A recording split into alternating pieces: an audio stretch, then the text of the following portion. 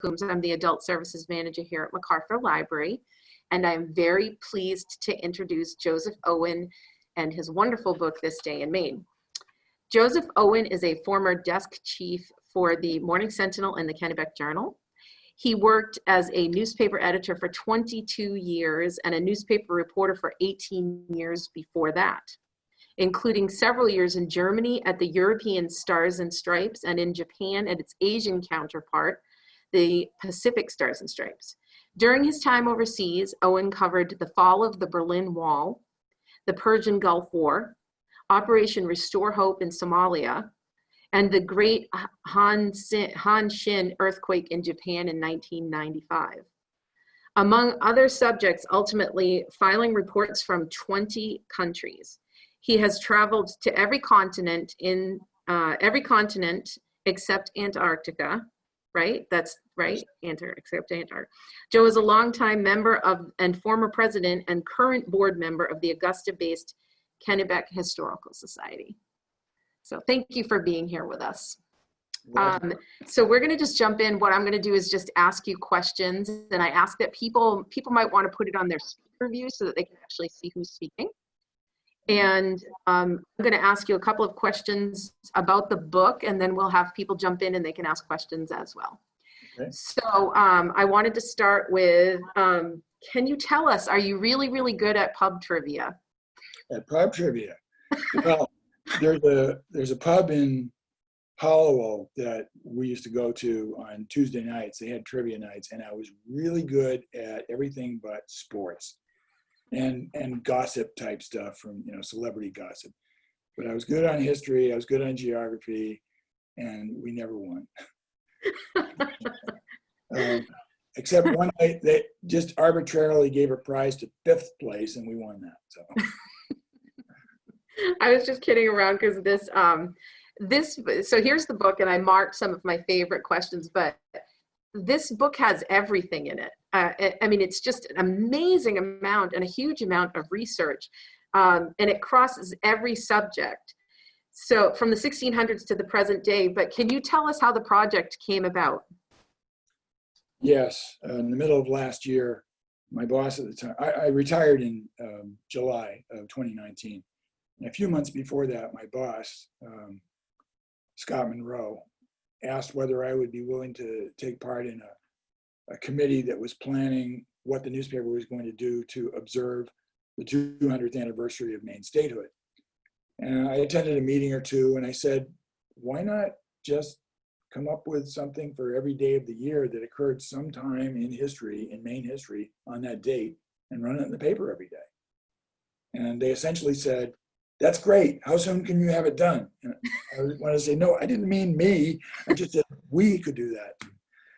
But once I retired, I had more time to devote to it, and I took a run at it. And by the time I was 2/3 of the way through filling all the dates, I realized this should be a book. And fortunately, the newspaper owner also owns part of Islandport Press, and it didn't take much for him to connect me with the publisher over there, and the rest is what you have in your hand. So have you always had this interest in history?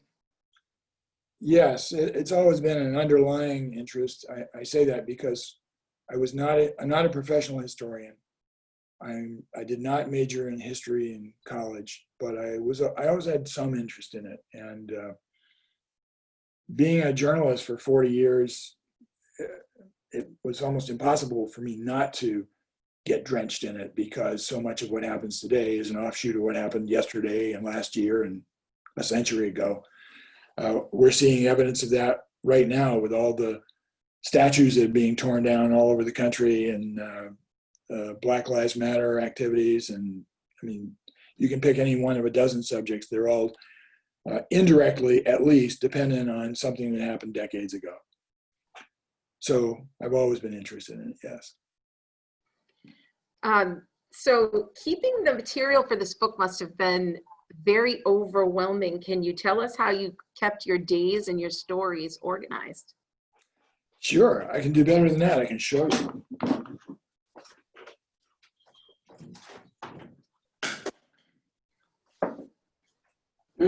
There's a use for old milk crates. Some of the things are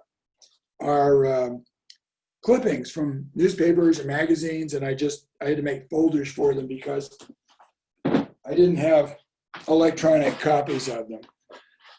For the rest, I put them in a Word file, and I use the word search a lot. The hardest part is finding things once I attach the date to them, because it's not an alphabetical compilation of events. It's a chronological one.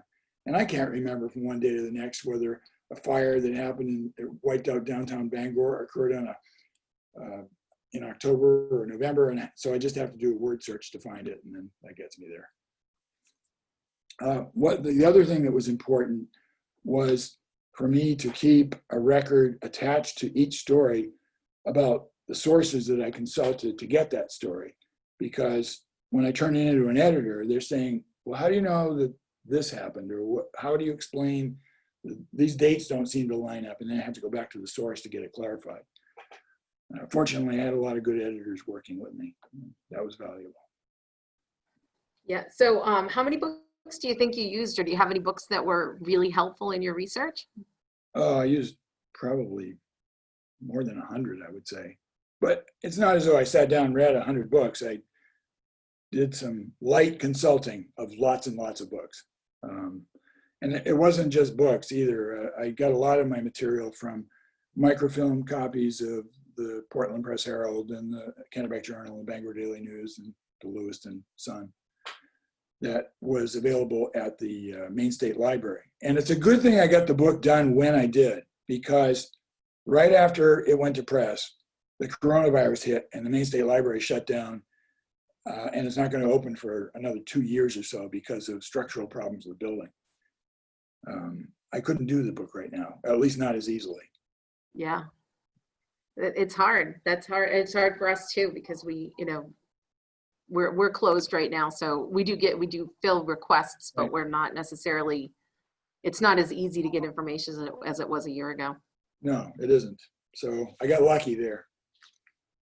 So I see the cover of the book right behind you.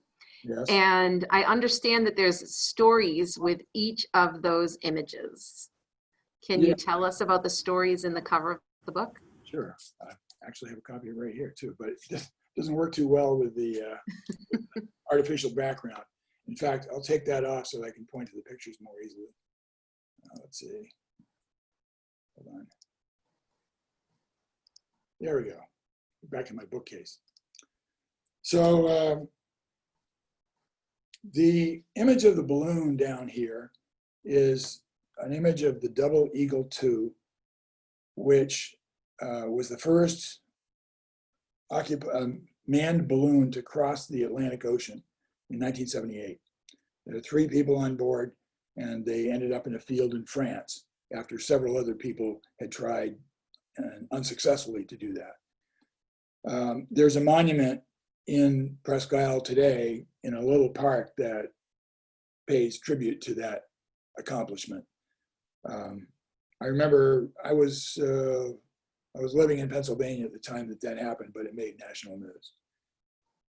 The man in the lower left corner of the cover is Joshua Chamberlain, who is noteworthy for a number of reasons, most famously because he was the Union officer in charge of the 20th Maine when they held off Confederate soldiers who were trying to capture Little Round Top during the Battle of Gettysburg. Chamberlain was also wounded, and he and his doctors thought it was a fatal wound during the siege at Petersburg in 1864. And finally, he was present at the Appomattox Courthouse when the Confederates surrendered to General Grant in 1865. Later, Chamberlain was elected 4 times to consecutive 1-year terms as Maine's governor. And then he was called up in 1879 to prevent rioting at the State House during an election controversy, where he made lots of enemies on both sides and never was appointed to high office again. But he did what he had to do. It was a very interesting story. Up here at the top, we have an artist's conception of what the explosion of the battleship Maine looked like in Havana Harbor in 1898.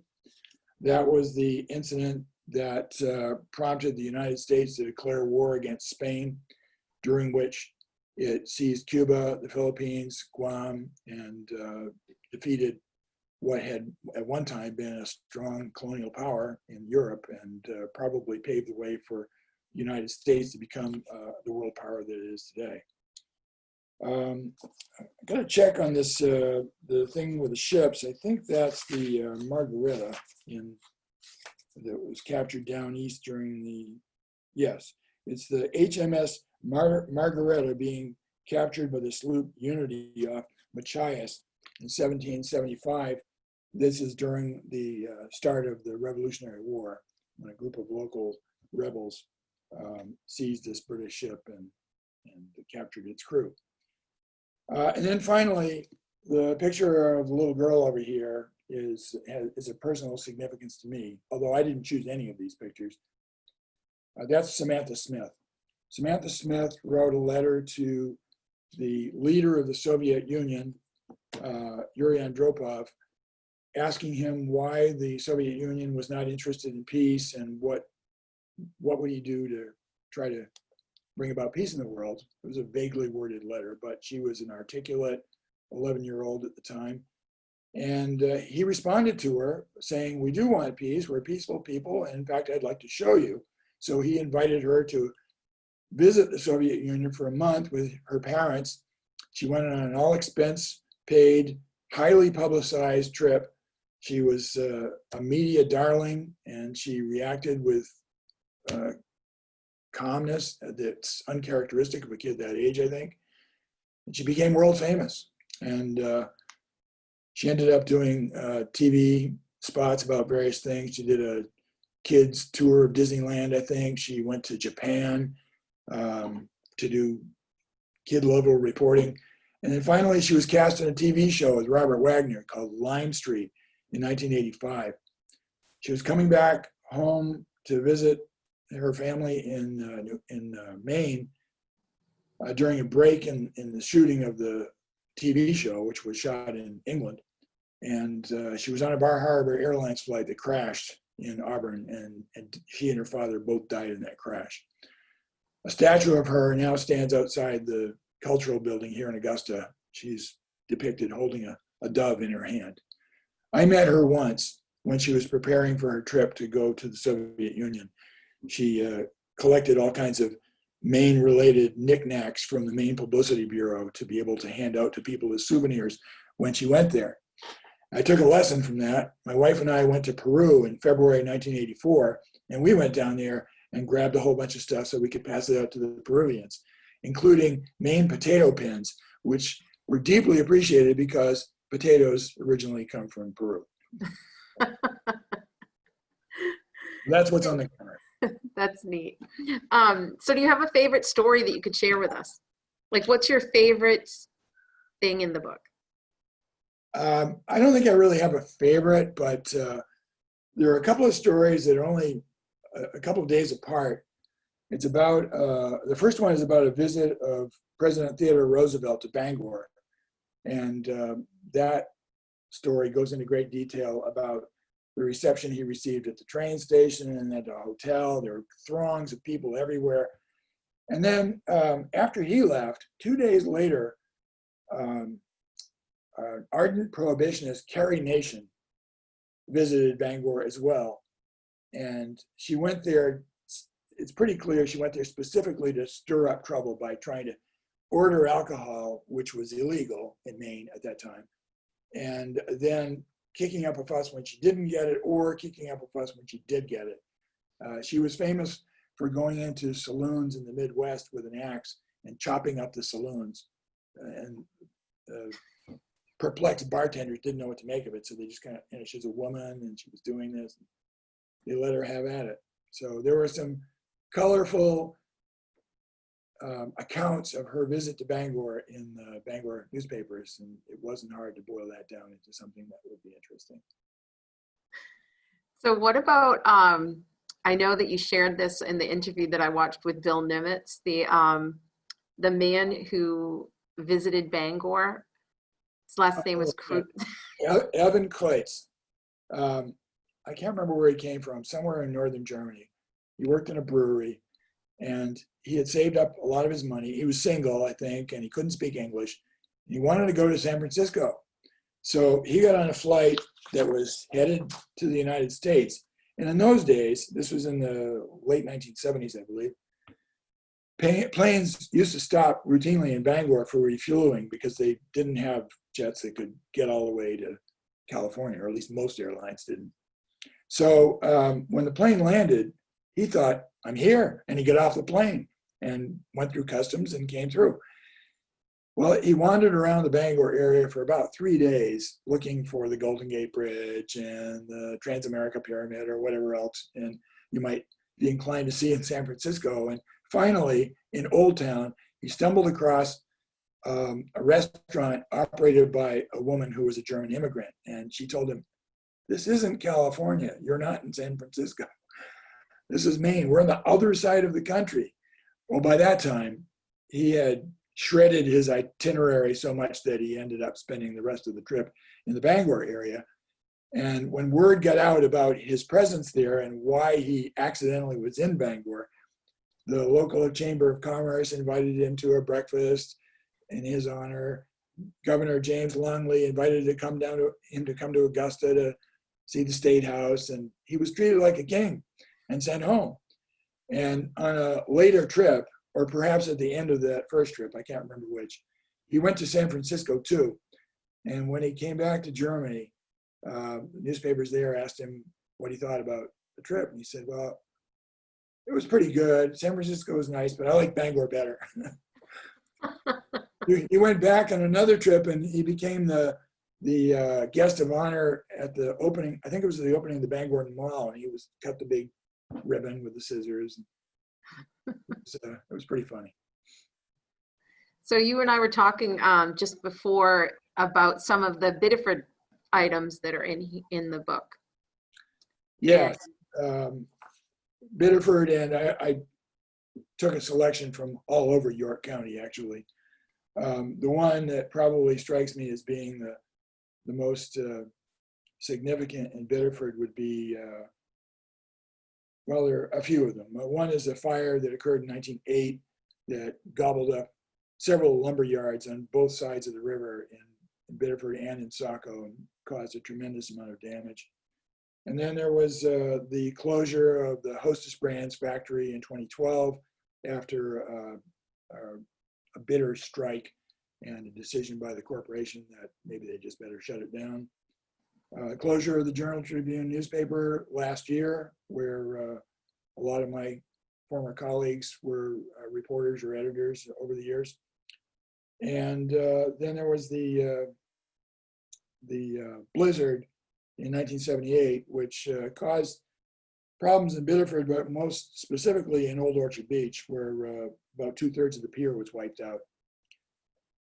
Elsewhere in the county, we had the start of the Maine Turnpike in 1947, and the opening of the Piscataqua River Bridge in 1972, in which several construction workers died in an accident when scaffolding collapsed and they just plunged right down to the pavement below. And then there was the the start of Amtrak Down Easter service in 2001, which has several stops in York County. There are a couple others that most people aren't aware of. At the Portsmouth Naval Shipyard, which is in Kittery, the talks that ended the Russo-Japanese War took place and were monitored by telegraph by Theodore Roosevelt in Washington, to the extent that he won the Nobel Peace Prize for having helped to arrange the peace between Russians and the Japanese.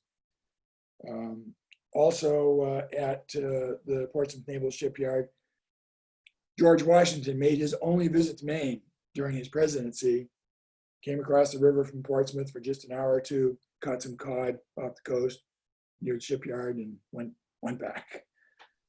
And then most disastrously, there was a submarine that was built at Kittery, the USS Thresher, which was out doing sea trials in 1963 and it sank, collapsed. The whole crew was lost, as well as some workers and engineers from Kittery, from the Portsmouth Naval Shipyard.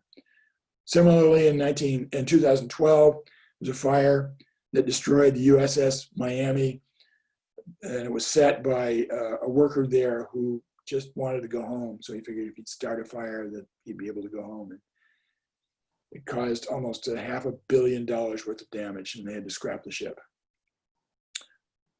Finally, there's the home of Sarah Orne Jewett in South Berwick, where Jewett wrote most of her novellas and short stories. And very close to her home, she suffered a carriage accident that immobilized her basically for the rest of her life and pretty much ended her literary career. I didn't know that. I saw that in the book, the carriage accident. Have you seen her house? Yeah, I haven't seen the inside, but I've driven by it about 1 million times. It's very close to the bridge that goes over to Somersworth, New Hampshire. Yeah. Another writer who lived in your county was Celia Thaxter. She had a summer place on Appledore Island, and that's where she died. She was a poet. She entertained all kinds of literary figures who were really big names at the time. So after your many years in newspapers, like, we're really suffering the loss of our newspaper. What do you think the future of newspapers is? That's a tough question. I've worked at a lot of newspapers, but I haven't ever had to deal with the budgets to try to keep one afloat.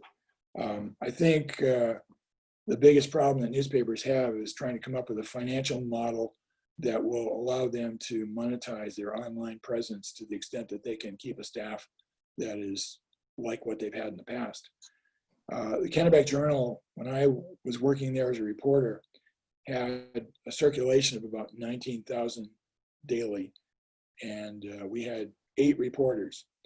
And last I knew, that newspaper was down to 3 reporters, and the printed circulation is only about 1/3 of what it was when I was a young man. It's offset partially by its online presence, but I don't really know how much that's going to hold up. And I think the biggest problem that we as a society that consumes news face is that the loss of a newspaper provides us with a lack of local perspective that those newspapers offered. And it makes us less well informed about the policies that local governments want to initiate and the things that local politicians stand for. You can still find that out to a certain extent without newspapers, but it tends to be colored by whatever party affiliation the candidate has, or whatever the motivation is of a group that might be supporting them online. Yeah, we're really missing our local newspaper down here. So what's your next project? I knew you were going to ask me that. Well, I've got 2 things I'm thinking about doing, and I actually started working on both of them. One is I'd like to write a book about the coronavirus, and not about the overall picture of it, but because I worked overseas for 13 years, I developed acquaintances all over the world. And I thought, what a time to put that to use. I should contact a whole bunch of them and see how they are faring given the restrictions that have been placed on them. So last May, I started emailing and calling around the world, and I put together a survey for them to fill out. It has 28 questions on it. And I've received responses from England, Canada, Hungary, Lithuania, Vietnam, France, Spain, Italy. That's on my end. Sorry. Several countries, more than a dozen countries, and I've still got inquiries out to other places. And what I'd like to do is, what I hope to do after the weather gets colder and I can no longer paint my house, that's my other project, is contact them again and say, what's changed in the 4 or 5 months since I talked to you, and then put it all together as a string of stories about these individual people and the things that they're having to put up with. That sounds interesting. One woman I talked to in Spain had the misfortune of being caught in her father's apartment with her uncle, stuck there because her father had to have a medical procedure. She went to take care of him for a while. Then he went back into the hospital, and the uncle came and stayed there for a while too for some reason. But then the Spanish government clamped down on everybody, and they had to stay in this apartment and have groceries delivered to them for months. And they said the only entertainment they got from outside the apartment was that every night around 6:30 or 7, they'd go into the balcony and all of the neighborhood would start singing the praises of the healthcare workers who were putting their lives at risk. Because in those days, I mean, Spain is having another resurgence of the virus now, but in the spring, they had a particularly high death toll compared to other countries. And so that's how they showed their appreciation for it. So I'm looking forward to calling her back, as well as all these other people. The other project I'm working on is a genealogy-related one, and that kind of dovetails with my interest in history. I've done a lot of research into my family's genealogy and discovered, among other unsettling things, that my wife and I are related to each other. We're ninth cousins once removed. But I'd like to pick out like a dozen or 15 interesting things that happened to some of my ancestors and put those together in a book. One of them was one of the defendants at the Salem witch trials. She was convicted, but she escaped execution when her relatives sprung out of jail, and she hid out in the woods until the whole thing blew over. Had another one who was a nobleman who was in charge of defending a castle in France in north of the city of Le Havre. And this was during the 100 Years' War, and he was the guy who ended up surrendering the castle to the English. So I don't think people are too happy with him. Stuff like that, you know. That's interesting. And you were saying that they're it's really interesting because you covered things as recent as the coronavirus, but also Janet Mills's inauguration. Yes. And so you said that there are some things that you'd like to see updated in possibly a second edition? Yes. Since we put the book to bed back in May, I guess it was, a lot of things have changed. For example, where the coronavirus is concerned, at the time the book was published, in the book it says that on March 15th, Mills declared a civil emergency when the number of coronavirus cases in Maine doubled from 6 to 12. Well, now there are more than 5,000 cases in Maine. At the time the book went to press, the disease had killed 65 people in the United States and more than 6,000 worldwide. Now the US death toll is more than 200,000, and the number of worldwide deaths is expected to surpass 1 million by next week. So it would be silly not to update that. Even though if we update it, say, early next year, based on the sales of the existing edition, the coronavirus probably still will not have flamed out and will be continuing beyond the next publication date as well. Another example of a story that would need to be updated is I wrote one about the start of a newspaper called Age in Augusta. It was founded in 1831, and it's been out of existence for more than a century now. But the key part of it that needs updating is the fact that in the 1850s, its editor and part owner was Melville Weston Fuller, who in the 1880s was appointed Chief Justice of the US Supreme Court by President Grover Cleveland. And Fuller is a subject of great controversy in Augusta right now because a few years ago, a family member commissioned a statue depicting Fuller, and the Kennebec County Courthouse now has that statue on its front lawn. About a month ago, I think it was, the Maine Supreme Judicial Court sent a letter to the Kennebec County Commissioners suggesting that they consider removing the statue from the front of the courthouse because Fuller was Chief Justice when the Supreme Court issued its Plessy versus Ferguson decision in 1896. And that decision resulted in the establishment of separate but presumably equal schools and other public facilities for blacks and whites. And it turned out to be a dismal failure as far as the blacks were concerned, because they were not equal. They got less funding. They were put in the worst parts of town. And now the state Supreme Court thinks that we shouldn't be glorifying the guy who was in charge of the court when that decision was made. The county commissioners still have not decided what to do with it. They're planning to have a hearing in October to discuss it and entertain public comment. Whatever the outcome of that is, probably it should be inserted into this story, or perhaps in a separate one about Fuller himself.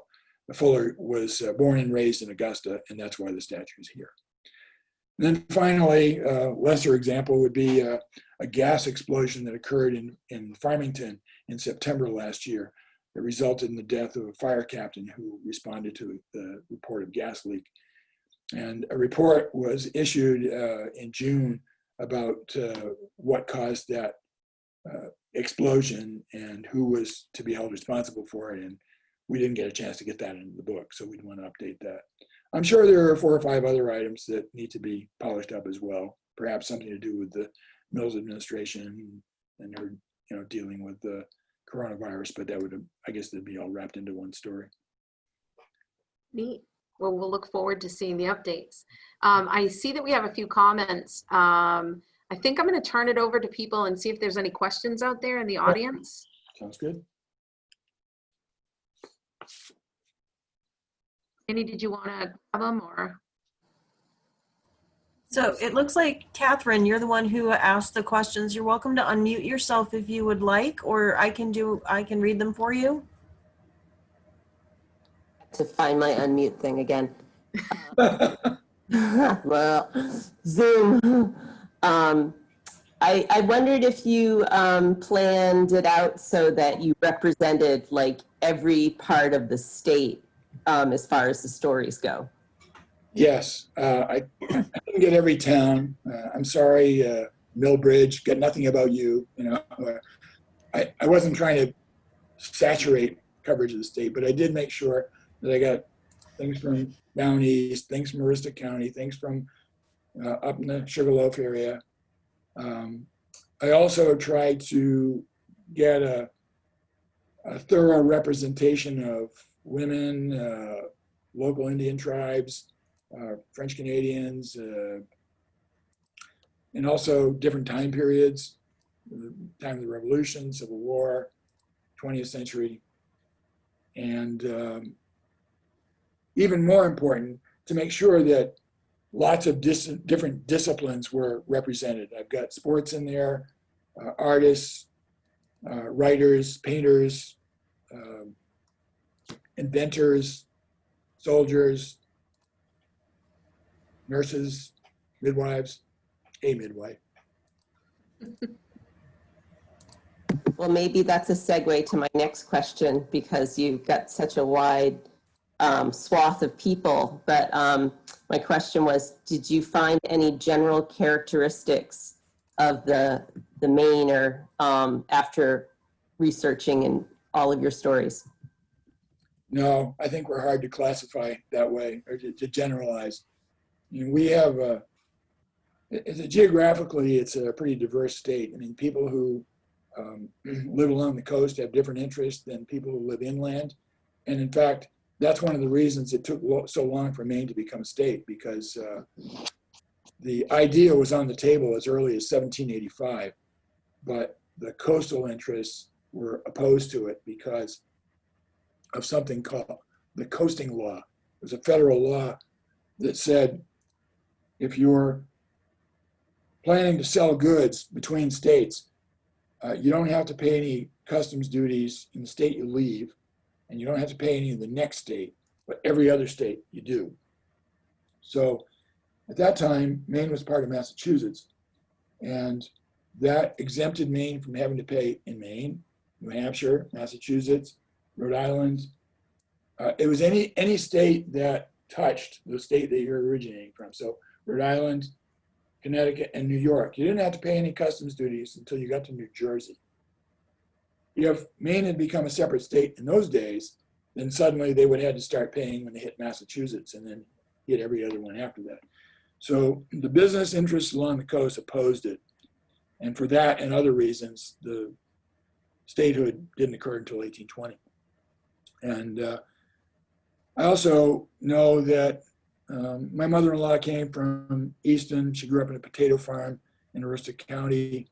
And the life that she lived as a child was far, far different from the life that my parents lived here in Augusta, which in turn was far different from what other relatives of mine experienced in the area where you live. I think it's pretty hard to, it's as hard to generalize about a typical Mainer as it is hard to generalize about a typical Maine accent. There are several of those as well.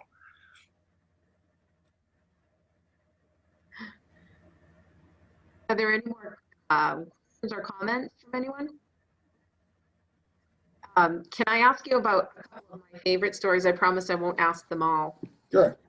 But the ones that I sort of found the most interesting as I kind of cruised through this, but so January 24th, 1963, B-52 crashes near Moosehead Lake. Right. Have you been up there? No. Oh, I've been to Moosehead Lake, but I haven't been to the crash site. So I went up there a few years ago and it's very powerful. Because the wreckage is still there? The wreckage is still there. So I was thrilled to see that in there because it's such an, Yeah, apparently it's a big goal for hikers to go visit this thing. It's way out in the woods. I know that. It is, yeah. We actually took mountain bikes, and then the hike itself is actually very short. But so there's this crash up by Moosehead that they left the wreckage, and it's still there. It took place in the middle of the winter, and some of the people survived. But I was thrilled to see that in there. Severe frostbite, because it was unbelievably cold, even for the middle of winter for that part of Maine. It was very cold. Yeah, and feet of snow. It was on Elephant Mountain. Elephant Mountain. So that was pretty interesting. Let's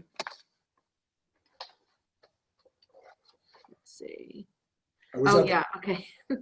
August 17th, 1994. Andre the Seal picture was released. Oh yeah, that's good. I did not have any interest in that movie when it came out. I mean, I think it was intended more for kids than anything else, and I was already 41. But I ended up being stuck with the movie in front of my face on an airplane when I was flying from Germany to the United States. And the thing that struck me the most about it was it wasn't filmed in Maine. It was set in Maine, but it wasn't filmed in Maine. It was filmed in British Columbia, which if you paid attention, you could tell because the little girl is down at the dock with the seal in the summer and you see snow-capped mountains in the background. We don't have that in Maine. But it's a pretty good story because of the involvement of Governor Brennan. He made the mistake of criticizing the media's lack of attention to some of his policies and said that I don't think people care as much about Andre the Seal as they do about, teachers' jobs or things like that. Well, he got all kinds of hate mail from Andre lovers. And finally, he caved into the social pressure and he went to shake flippers with the seal on the coast. I have to, I don't know if anybody else out there in that, but when I was a little kid, you used to watch when Andre would come back. Right. And they would cover it the entire time. There'd be media coverage of it. And so we'd be like, Andre's coming back to Maine. Yeah, I mean, because he couldn't get a condo in Fort Lauderdale or something. I don't know. Yeah, it was he'd swim every year between Boston and Rockport. And it worked for him, so he kept it up. And I think he lived to be 26 or something like that. It's. I just remember it very, very distinctly. Oh yeah, this one is just a great one. And hopefully you can tell us, you could even read a little passage because this is fascinating. German spies land on Maine coast, authorities arrest them from November 29th, 1944. Yes, these two clowns, and I use that loosely. There was a middle-aged man and a younger man, their names escape me at the moment, but they were supposed to come into the United States and just meet with other people to carry out subversive activities that might hurt the American war effort. It wasn't quite clear what they were, but they conspicuously were walking along the coast at night during a snowstorm, and several people noticed them and reported them. But they managed to get on a train. They got down to Boston, and the younger guy went out carousing. He was partying, getting drunk, and they finally ended up in New York. And I think it was the FBI, some federal agents cornered the younger guy and forced him to rat on the older guy, and they both went to prison. They were going to be executed, but the death of President Roosevelt, right toward the end of the war, put a halt to the executions. And when Harry Truman became president, the government commuted their sentences, and they were able to return to Germany after the war ended. The older man wrote a book called Spion für Deutschland, which means I Spy for Germany. And it became a bestseller, and there was even a movie made in Germany about his adventures in the United States. And so he ended up his life being a celebrity for having represented his country that way. Well, if there's anybody else out there that has any more questions, please feel free to raise your hand or put them in the chat room. And if there's nothing further, I'm just going to thank Joe Owens for visiting with us. And again, here's the book. There's so much in this. And like he said, it literally covers every facet of Maine life. There's artists. There's when the PMA took over the Winslow Homer house. There's just all these little things and things that jog your memory. It's a lot of fun. It would make a great gift book for anybody out there, and you can read it in snippets, which is kind of fun. Like you can browse around a little, and it's just a fun book to read. So an elderly woman who's a friend of mine in California, she's 88, has a very hard time reading. And she said, I can't concentrate for more than a page or two at a time because I get headaches. And I said, this is perfect for you. And she got it, and it's like her bathroom book or something.